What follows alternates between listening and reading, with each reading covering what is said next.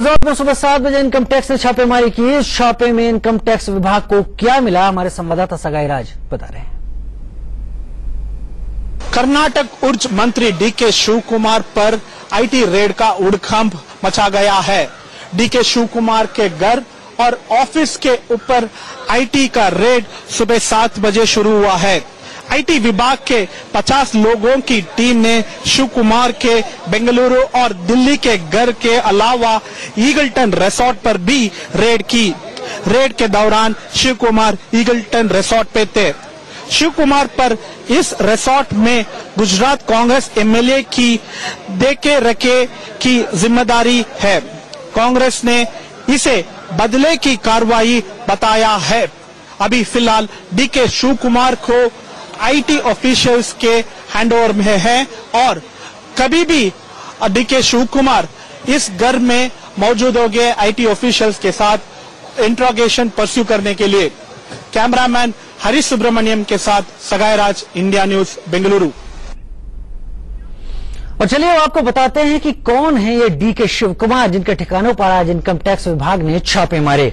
DK Shivkumar Karnataka Congress के बड़े नेता और अभी ऊर्जा मंत्री हैं। शिवकुमार कर्नाटक में 1989 से लगातार विधायक हैं और अभी टनकपुरा सीट से एमएलए हैं। शिवकुमार पर ही गुजरात कांग्रेस के 42 विधायकों की देखरेख का जिम्मा था। शिवकुमार उसी रिजॉर्ट में थे जहां कांग्रेस के विधायक ठहरे हुए हैं। इसकी वजह से इनकम टैक्स ने यहां पर छापा मारा था।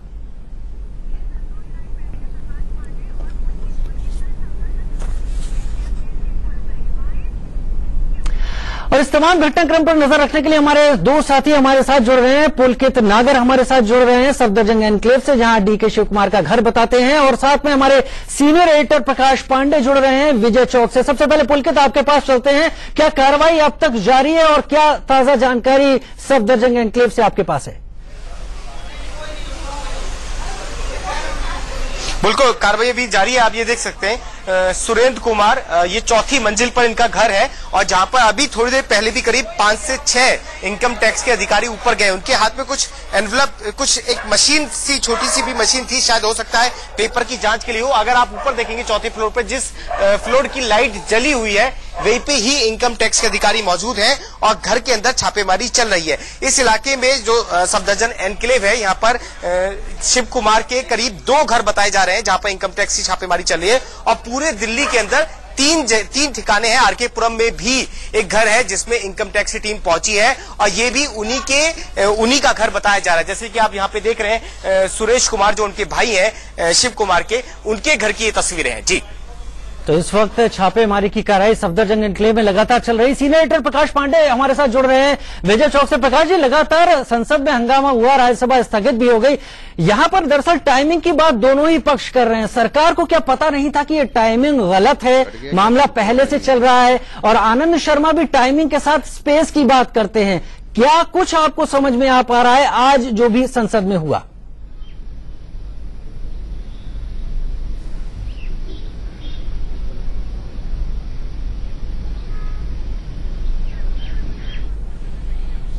डीके शिवकुमार जो कर्नाटक के ऊर्जा मंत्री हैं, उनके तमाम जगहों पर छापे मारे गए हैं। दिल्ली में भी छापा मारा गया है और दिल्ली में सफदरजंग एनक्लेव के उनके घर पर छापा मारा गया है, जहां से बताया जा रहा है, सूत्रों से खबर है कि करीब 5 करोड़ की बरामदगी है। और ये सारा मुद्दा इसलिए गर्मा गर्मी का हो गया है क्योंकि यहां पर कांग्रेस के विधायक केंद्र में आ जाते हैं और वो बेंगलुरु के एक रिजॉर्ट में है जहां पर उनको रखा गया है इस बात से कि आगे आने वाले जो राज्यसभा चुनाव हैं उनको लेकर किसी तरह की तकरार या कांग्रेस को फजीयत का सामना ना करना पड़े। लिहाजा पार्टी में, गुजरात कांग्रेस में किसी तरह की टूट को बचाने के लिए इन सारे के सारे विधायकों को बेंगलुरु भेज दिया गया है।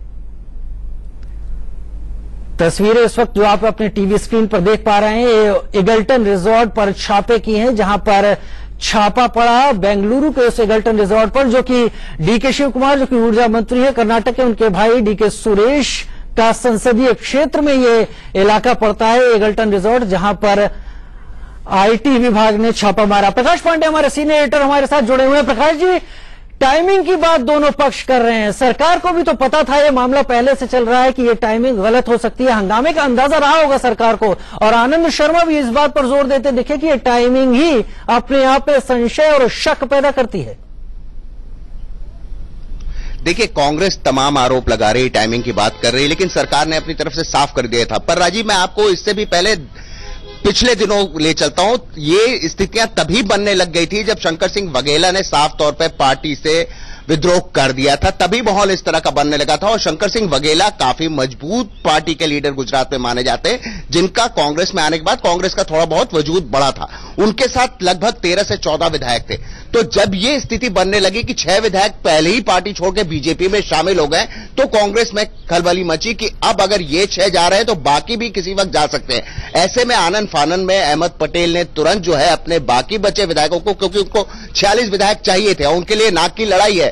अगर गुजरात में अगर अहमद पटेल भी राज्यसभा में नहीं आ सकते हैं, क्योंकि अगर वो सोनिया गांधी के राजनीतिक सलाहकार हैं, उनके राजनीतिक सचिव हैं, तो समझ सकते हैं कि आज कांग्रेस पूरी तरह से साफ हो जाएगी। क्योंकि कांग्रेस अभी तक सपने ये देख रही थी कि एंटी इनकम्बेंसी होगी और मोदी जैसा मुख्यमंत्री जो अब प्रधानमंत्री बन गया है, ऐसी स्थिति में गुजरात में उसके लिए शायद कुछ अच्छी स्थिति हो जाए। लेकिन बीजेपी ने पूरी तरह से स्थितियां बिल्कुल पलट के रख दिया है। ऐसे में भले बात हो रही हो टाइमिंग की, पर राजनीति में ये कोई नई चीज नहीं है। राजनीति में टाइमिंग ही सबसे महत्वपूर्ण होती है। ऐसे में 42 विधायक जब वहां जा चुके हैं, तो अब कहीं ना कहीं जो शिव कुमार है, जिनके ऊपर तमाम आरोप पहले से भी लगते रहे, तो अगर बीजेपी ने वो टाइमिंग निकाल के अगर उनके ऊपर छापा मारा है, तो उसको बहुत अलग तरीके से नहीं देखना चाहिए, क्योंकि राजनीति में हमेशा ये सारी चीजें होती रहती हैं। लेकिन उसका असर यहां पर यह पड़ रहा है कि सदन जो है वो नहीं चल पा रहा है। राज्यसभा में चूंकि सरकार के नुमाइंदों की संख्या कम है, ऐसे में लोकसभा में भी तमाम बवाल होता है। लेकिन वहां पर अरुण जेटली ने साफ तौर पे कहा कि इसका टाइमिंग से कोई लेना देना नहीं है। लेकिन राज्यसभा में जरूर कांग्रेस और विपक्षी दल